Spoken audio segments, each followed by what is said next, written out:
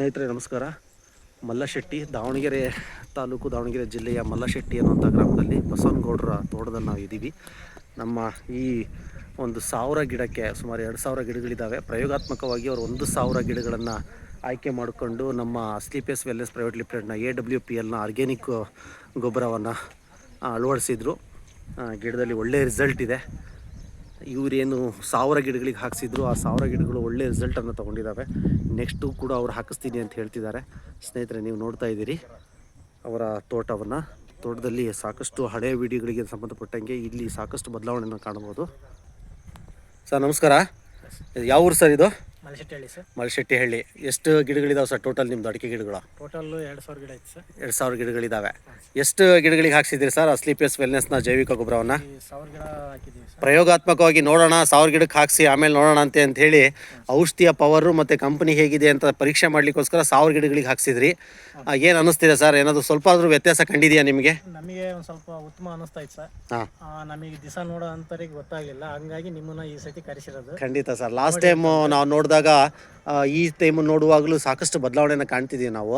ನಮ್ಮ ನಿರೀಕ್ಷೆ ಏನು ಅಂತ ಹೇಳಿದ್ರೆ, ಇನ್ನೊಂದು ಸರಿ ನೀವು ಗೊಬ್ಬರವನ್ನು ಹಾಕಿಸಿದಾಗ ಪರಿವರ್ತನೆಯನ್ನು ನೋಡಿದ ತಕ್ಷಣ ಎಲ್ಲರೂ ಕೂಡ ಗಮನಿಸಂಗೆ ಆಗಬೇಕು ತೋಟ ಅನ್ನೋ ಕಾರಣಕ್ಕೇ ನಾವು 2ನೇ ಸರಿ ವಿಸಿಟಿಗೆ ಬಂದಿದ್ದೀವಿ. ಏನು ನಿರೀಕ್ಷೆ ಮಾಡ್ತಿದ್ದೀರಿ ಸರ್ ತೋಟದಲ್ಲಿ? ಏನೇನೆಲ್ಲ ಬದಲಾವಣೆ ಆಗಬೇಕು ನಿಮ್ಮ ಮುಂದೆ?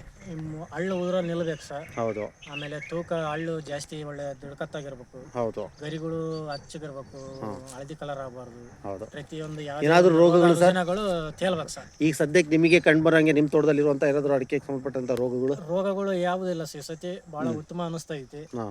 ವರ್ಷ ಸ್ಪೇರ್ ಮಾಡಿಸ್ತಿದ್ದೆ, ಈ ಸತಿ ಸ್ಪೇರ್ ಮಾಡಿಸಿಲ್ಲ. ಇಳುವರಿ ಏನಿದೆ ಸರ್? ಇಳುವರಿ ಅಂದ್ರೆ ಹೋದ ಸತಿ ಕಮ್ಮಿ ಇತ್ತು ಸರ್. ಈ ಸತಿ ನೋಡೋ ಲೆಕ್ಕ ನೋಡಿದ್ರೆ ಉತ್ತಮ ಅಂತ ಅನಿಸ್ತೈತೆ. ಇನ್ನು ಅಷ್ಟು ಗೊತ್ತಾಗಲ್ಲ ಈ ಟೈಮ್.